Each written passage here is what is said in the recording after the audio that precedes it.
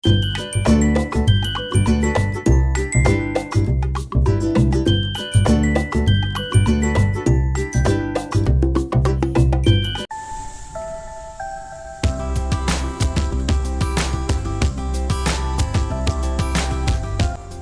Everyone, good morning, welcome back to our channel. So ಇವತ್ತು weekend.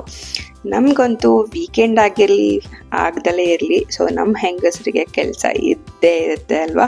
So ಅದಂತೂ ನೀವು ಆಚೆ ಕಡೆ ಕೆಲಸ ಮಾಡೋಕ್ಕೋಗ್ಲಿ ಇಲ್ಲ ಹೌಸ್ ವೈಫ್ ಆಗಿರಲಿ, ಏನೇ ಆಗಿದ್ರು ನಮ್ಮ ಮನೆಯ ಕೆಲಸ ಇದ್ದೇ ಇರುತ್ತೆ. ಆ ರೆಸ್ಪಾನ್ಸಿಬಿಲಿಟೀಸಿಂದ ಜಾರ್ಕೊಳ್ಳೋದಕ್ಕೆ ಸಾಧ್ಯನೇ ಇಲ್ಲ. ಏನಂತೀರಾ ಕಮೆಂಟಲ್ಲಿ ತಿಳಿಸಿ.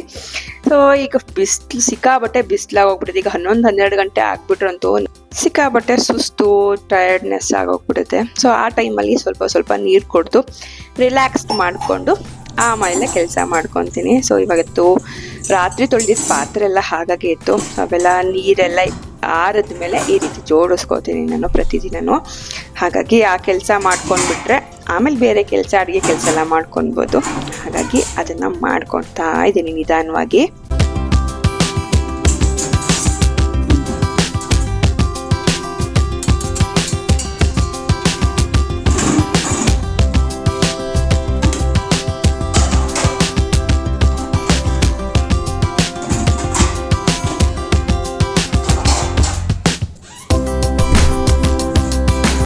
ಎಲ್ಲ ಕೆಲಸ ಮುಗಿಸಿ ಇವಾಗ ಗ್ರೋಸರೀಸ್ ತರಬೇಕಿತ್ತು. ಸೊ ಸುಮಾರು ದಿನ ಆಗೋಗ್ಬಿಟ್ಟಿತ್ತು.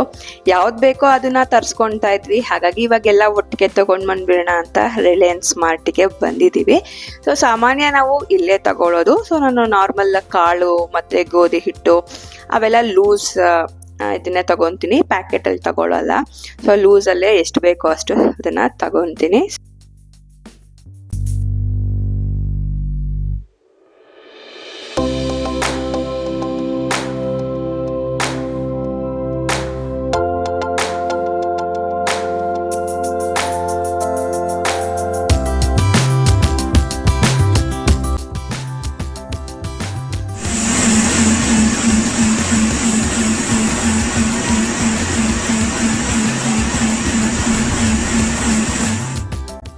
ರಿಲಯನ್ಸಿಂದ ಬಂದು ರೆಸ್ಟ್ ಮಾಡಿ ಇವಾಗ ಅಡುಗೆಗೆ ರೆಡಿ ಮಾಡ್ಕೊಳ್ತಾ ಇದ್ದೀನಿ.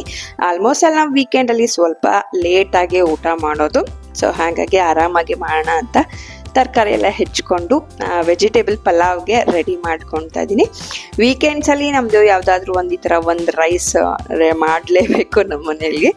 ಸೊ ಹಾಗಾಗಿ ಒಂದೊಂದು ದಿನ ವೆಜಿಟೇಬಲ್ ರೈಸು, ಒಂದೊಂದು ದಿನ ಗೀ ರೈಸು, ಸೊ ಈ ರೀತಿ ಯಾವ್ದಾದ್ರು ಮಾಡ್ತಾನೆ ಇರ್ತೀನಿ. ಸೊ ನಿಮಗೆ ರೆಸಿಪಿ ಎಲ್ಲ ಬೇಕು ಅಂತಂದರೆ ಮೇಘನ ಫುಡ್ ಬ್ಲಾಗಲ್ಲಿ ನಿಮಗೆ ಸಿಗುತ್ತೆ. ಡಿಸ್ಕ್ರಿಪ್ಷನ್ ಬಾಕ್ಸಲ್ಲಿ ಅದರದ್ದು ಲಿಂಕ್ ಹಾಕಿರ್ತೀನಿ, ಚೆಕ್ ಮಾಡಿ. ಹಾಗೆ ನಾನು ಒಂದು ವಿಷಯನ ಶೇರ್ ಮಾಡಬೇಕು ಅಂತ ಅಂದ್ಕೊಂಡೆ. ಸೊ ಸುಮಾರು ದಿನದಿಂದ ನನಗೆ ಒಂದು ಮೆಸೇಜಸ್ ಬರ್ತಾನೆ ಇದೆ ಇನ್ಸ್ಟಾಗ್ರಾಮಲ್ಲಿ. ಏನಂತಂದರೆ, ಒಂದು ಹೌಸ್ ವೈಫ್ಗೆ ಒಂದು ರೆಸ್ಪೆಕ್ಟ್ ಇಲ್ವಾ, ಆಚೆ ಕಡೆ ಹೋಗೋರಿಗೆ ಮಾತ್ರ ರೆಸ್ಪೆಕ್ಟಾ, ಮನೇಲಿರೋ ಕೆಲಸ ಮಾಡೋರು ಕೆಲಸ ಮಾಡೋದಲ್ವಾ ಅಂತ ಸುಮಾರು ಜನ ಮೆಸೇಜ್ ಮಾಡ್ತಾರೆ. ನಾನು ಹೇಳೋದೇನಂತ ಅಂದರೆ, ನೀವು ಮನೇಲಿ ಕೆಲಸ ಮಾಡಿ ಇಲ್ಲ ಹೊರಗೆ ಹೋಗಿ ಕೆಲಸ ಮಾಡಿ, ಎರಡೂ ಕೂಡ ಅಷ್ಟೇ ರೆಸ್ಪೆಕ್ಟಬಲ್ ಜಾಬ್ ಆಗಿರುತ್ತೆ. ಸೊ ನಾನು ಎಲ್ಲ ಮನೆಗೆ ಹೇಳೋದು ಒಂದೇ. ಸೊ ನೀವು ಆರಾಮಾಗಿ ಆಚೆ ಕಡೆ ಹೋಗಿ, ಏನು ಟೆನ್ಷನ್ ಇಲ್ದಲೆ, ಮನೆ ಟೆನ್ಷನ್ ಇಲ್ದಲೆ ಆರಾಮಾಗಿ ದುಡಿತಿದ್ದೀರಾ, ದುಡಿಯೋಕ್ಕೆ ಸಾಧ್ಯ ಆಗ್ತಾ ಇದೆ, ಎಲ್ಲದನ್ನು ಅಚೀವ್ಮೆಂಟ್ ಮಾಡೋದಕ್ಕೆ ಸಾಧ್ಯ ಆಗ್ತಾ ಇದೆ ಅಂದರೆ ನಿಮ್ಮ ಹೆಂಡತಿ ಈ ಎಲ್ಲದನ್ನು ಹ್ಯಾಂಡಲ್ ಮಾಡಿಕೊಂಡು ಹೋಗ್ತಾ ಇದ್ದಾಳೆ, ಮನೆ ಇದೆಲ್ಲದನ್ನು ನಿಭಾಯಿಸ್ಕೊಂಡು ಹೋಗ್ತಾ ಇದ್ದಾಳೆ. ಸೊ ಹಾಗಾಗಿ ಅದು ನೀವು ಮಾಡೋದಕ್ಕೆ ಸಾಧ್ಯ ಆಗ್ತಾ ಇದೆ. ಅದನ್ನ ಮನಸ್ಸಲ್ಲಿ ನೆನಪಲ್ಲಿ ಇಟ್ಕೊಳ್ಳಿ ನೀವು. ಅದು ಬಿಟ್ಬಿಟ್ಟು ನಿನ್ಗೇನು ಗೊತ್ತು ಆಚೆ ಕಡೆ ದುಡಿಯೋ ಕಷ್ಟ ಅಂತ ಈ ರೀತಿ ಹೇಳ್ಬಿಡಿ. ಅವಳಿಗೆ ಗೊತ್ತಿರೋದಕ್ಕೇನೆ ಎಲ್ಲದನ್ನು ಹ್ಯಾಂಡಲ್ ಮಾಡಿಕೊಂಡು ಹೋಗ್ತಾ ಇರೋದು. ಅವಳಿಗೆ ಹುಷಾರಿಲ್ದಲೇ ಇರಲಿ, ಇಲ್ಲ ಏನಾದರೂ ಅವಳಿಗೆ ಏನೇ ಪ್ರಾಬ್ಲಮ್ಸ್ ಇದ್ರೂ ಕೂಡ ನಿಮ್ಮ ಹತ್ರ ಶೇರ್ ಮಾಡ್ಕೊಳ್ದಲೇ ಇರೋದು. ನಿಮಗೇನಾದರೂ ಪ್ರಾಬ್ಲಮ್ಸ್ ಇರುತ್ತೆ, ಸೊ ಅದ್ರ ಜೊತೆಗೆ ನನ್ನ ಪ್ರಾಬ್ಲಮ್ಸ್ ಹೇಳ್ಕೊಂಡಾಗ ಅವ್ರಿಗೂ ಕಷ್ಟ ಆಗುತ್ತೆ ಅಂತ ಅರ್ಥ ಮಾಡಿಕೊಂಡು ಎಲ್ಲದನ್ನು ಹ್ಯಾಂಡಲ್ ಮಾಡ್ತಿರ್ತಾಳೆ. ಸೊ ಅದಕ್ಕೆ ಅಪ್ರಿಷಿಯೇಟ್ ಮಾಡಿ. ಕೈ ಹಿಡ್ದಿದ್ ಗಂಡನೇ ನೀವು ಅರ್ಥ ಮಾಡ್ಕೊಳ್ಳಿಲ್ಲ ಅಂತ ಅಂದ್ರೆ ಇನ್ನು ಹೊರಗಿನ ಜನ ಏನ್ ಅರ್ಥ ಮಾಡ್ಕೋತಾರೆ ಅಲ್ವಾ. So coming back to video. So ಅಡುಗೆ ರೆಡಿ ಆಯಿತು. ಸೊ ಇವಾಗ ಊಟ ಮಾಡ್ತಾ ಇದ್ದೀವಿ. ಸ್ವಲ್ಪ ರೈಸು, ಜಾಸ್ತಿ ಸಲಾಡ್ ತೊಗೊಂಡಿದ್ದೀನಿ, ಸ್ವಲ್ಪ ಪನ್ನೀರ್ನ ಫ್ರೈ ಮಾಡ್ಕೊಂಡಿದ್ದೀನಿ. ಸೊ ಈ ರೀತಿ ಬ್ಯಾಲೆನ್ಸ್ಡ್ ಫುಡ್ನ ಇವಾಗ ಸ್ಟಾರ್ಟ್ ಮಾಡ್ಕೊಂಡಿದ್ದೀನಿ. ನಾನು ಎಲ್ಲ ವುಮೆನ್ಗೂ ಹೇಳೋದು ಒಂದೇ, ಸೊ ನಿಮ್ಮನ್ನ ನೀವೇ ನೋಡ್ಕೋಬೇಕು, ಯಾರು ಬಂದು ನೋಡ್ಕೊಳ್ಳೋದಿಲ್ಲ. ಸೊ ನಾವು ಅವ್ರು ನೋಡ್ತಾರೆ ಇವ್ರು ನೋಡ್ತಾರೆ ಅಂದ್ಕೊಳ್ಳೋದು ಬರೀ ಸುಳ್ಳು ಅಷ್ಟೆ.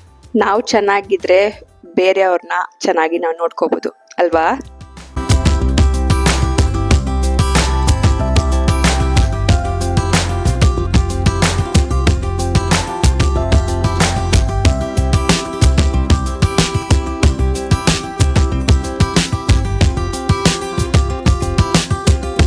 Welcome back friends. ಇವತ್ತು ಭಾನುವಾರ, ನಾವು ಭರತ್ ಧೃತಿ ಇಬ್ರು ಮಲ್ಕೊಂಡಿದ್ರು. ಸೊ ನಾನು ನನ್ನ ಟೈಮ್ನ ಸ್ಪೆಂಡ್ ಮಾಡ್ತಿದ್ದೀನಿ ವಿತ್ ಕಾಫಿ.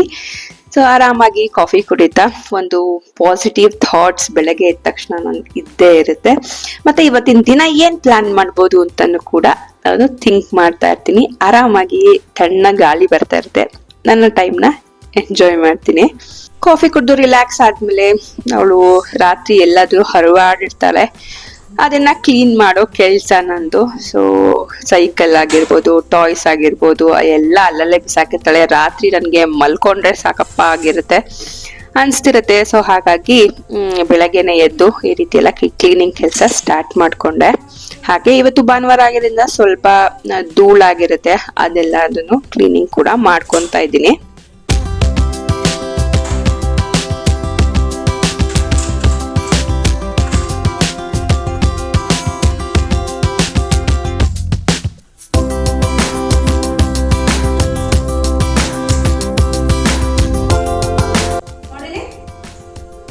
ಕಾನ್ಸನೆಂಟ್ಸ್ ಅಂತ ಬರ್ತೀವಿ.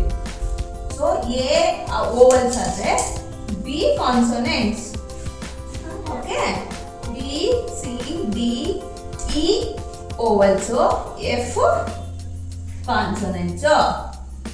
Okay, G H I vowels ಆದ್ರೆ ಜೆ ಏನಾಗುತ್ತೆ? Very good. Next K L.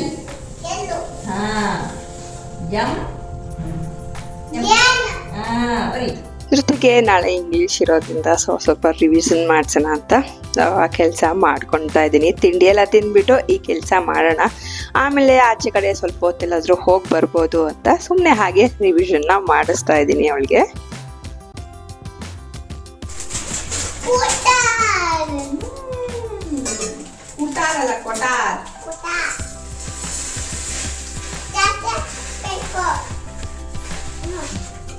ನೆನ್ನೆ ತಂದಿರೋ ಗ್ರೋಸರೀಸ್ನ ಇವತ್ತು ಎತ್ತಿಟ್ಕೊತಾ ಇದ್ದೀನಿ. ಸೊ ಇದನ್ನ ಸ್ವಲ್ಪ ನಾನು ಲೇಟಾಗೆ ಮಾಡ್ಕೊಳ್ಳೋದು, ಬಿಕಾಸ್ ಎಲ್ಲದನ್ನು ನೀಟಾಗಿ ಆ ಜಾಗಕ್ಕೆ ಸೇರಿಸೋದು ದೊಡ್ಡ ಟಾಸ್ಕ್ ನನಗೆ.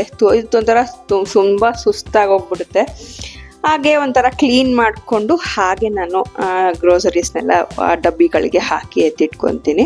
ಕೆಲವೊಂದು ಖಾಲಿ ಆಗಿರೋ ಡಬ್ಬಿಗಳನ್ನ ಒಂದ್ಸರಿ ತೊಳೆದು ಅದು ಆರದ ಮೇಲೆ ಎತ್ತಿಟ್ಕೊತೀನಿ. ಸೊ ಈ ರೀತಿ ಇರೋದ್ರಿಂದ ಸ್ವಲ್ಪ ಲೇಟಾಗೆ ನಾನು ಎಲ್ಲ ಗ್ರೋಸರೀಸ್ನ ಎತ್ತಿಟ್ಕೊಳ್ಳೋದು. ಹಾಗೆ ಸುಮಾರು ಜನ ಕೇಳ್ತಿದ್ರಿ ನಿಮ್ಮ ಗ್ರೋಸರೀಸ್ ಪ್ಲ್ಯಾನ್ ಯಾವ ರೀತಿ ಇರುತ್ತೆ ಅಂತ. ಸೊ ನಾನು ಕೆಲವೊಂದ್ಸತಿ ಬೇಕಾದನ್ನ ಸ್ವಿಗ್ಗಿಲಿ ತರಿಸ್ಕೊತೀನಿ. ಸೊ ಈ ತಿಂಗಳು ಎಲ್ಲವುದು ಆಲ್ಮೋಸ್ಟ್ ಆಲ್ ಖಾಲಿಯಾಗಿ ಹೋಗಿತ್ತು. ಸೊ ಅಕ್ಕಿಯಿಂದ ಹಿಡಿದು ಅಡುಗೆ ಮನೆಯಿಂದ ಹಿಡಿದು ಬಾತ್ರೂಮ್ ತನಕ ಸೊ ಎಲ್ಲದನ್ನು ತಗೊಂಡು ಬರ್ತೀವಿ. ನಾವು ಯಾವುದೇ ರೀತಿ ಲಿಸ್ಟ್ ಮಾಡೋಲ್ಲ. ಸೊ ಯಾವ್ಯಾವುದು ಖಾಲಿ ಆಗಿದೆ ಅದನ್ನೆಲ್ಲ ನೋಡಿಕೊಂಡು ತಗೊಂಡು ಬರ್ತೀವಿ. ಸೊ ಎಲ್ಲರ ಮನೇಲೂ ಇದೇ ರೀತಿ ಇರುತ್ತೆ ಅಂತ ಅನ್ಕೊತೀನಿ. ಮಾರ್ಚ್ 8 ಅಂತ ಅಂದರೆ women's day. So women's day ಒಂದು ದಿನ ಮಾತ್ರ ನಮ್ಮ ಡೇ ಆಗಿರೋದಕ್ಕೆ ಸಾಧ್ಯನೇ ಇಲ್ಲ. ಪ್ರತಿದಿನವೂ ಕೂಡ ಸ್ಪೆಷಲ್ ಆಗಿ ನಾವು ಸೆಲೆಬ್ರೇಟ್ ಮಾಡೋಣ. ಸೊ ನಮ್ಮ ಡೇ ನಾವು ಹೇಗೆ ಬೇಕೋ ಹಾಗೆ ಸೆಲೆಬ್ರೇಟ್ ಮಾಡೋಣ ಅಲ್ವಾ. ಸೊ ಒಂದಿನ ಮಾತ್ರ ಯಾಕೆ ನಮ್ಮ ಡೇ ಅಂತ ಸೀಮಿತ ಮಾಡೋದು, ಏನಂತೀರಾ ಕಮೆಂಟಲ್ಲಿ ತಿಳಿಸಿ. ಸೊ ಪ್ರತಿಯೊಂದು ಬ್ಯೂಟಿಫುಲ್ ಆ್ಯಂಡ್ ಸ್ಟ್ರಾಂಗ್ ವುಮೆನ್ಸ್ಗೆ ಹ್ಯಾಪಿ ವುಮೆನ್ಸ್ ಡೇ ನಮ್ಮ ಫ್ಯಾಮಿಲಿ ಕಡೆಯಿಂದ. ಸೊ ಈಗ ಕಾಫಿ ಕುಡಿತಾ ಇದ್ದೀನಿ. ಹಾಗೆ ಧೃತಿ ವಿಶ್ ಮಾಡ್ತಾಳಂತೆ ನಿಮ್ಗೆಲ್ಲರಿಗೂ ಹ್ಯಾಪಿ ವುಮೆನ್ಸ್ ಡೇ. ಸೊ ಇದಾಗಿತ್ತು ಇವತ್ತಿನ ಈ ವ್ಲಾಗ್ ನಿಮಗೆ ಇಷ್ಟ ಆಗಿದೆ ಅಂತ ಅನ್ಕೋತೀನಿ. ಇಷ್ಟ ಆದಲ್ಲಿ ಪ್ಲೀಸ್ ಲೈಕ್ ಮಾಡಿ. ಹಾಗೆ ನಮ್ಮ ಚಾನಲ್ ಇನ್ನೂ ಸಬ್ಸ್ಕ್ರೈಬ್ ಮಾಡಿಲ್ಲ ಅಂದರೆ ಪ್ಲೀಸ್ ಸಬ್ಸ್ಕ್ರೈಬ್ ಮಾಡಿಬಿಡಿ. ಮತ್ತು ಯಾವ್ದಾದ್ರು ವೀಡಿಯೋಸ್ ಬೇಕು ಅಂತ ಅಂದರೆ ಕಮೆಂಟ್ ಮಾಡೋದು ಮರಿಬೇಡಿ. ಸೊ ಸಿಗೋಣ ಮತ್ತೆ ಮುಂದಿನ ವಿಡಿಯೋದಲ್ಲಿ. ಅಲ್ಲಿವರೆಗೂ ಟೇಕ್ ಕೇರ್, ಬಾಯ್ ಬಾಯ್.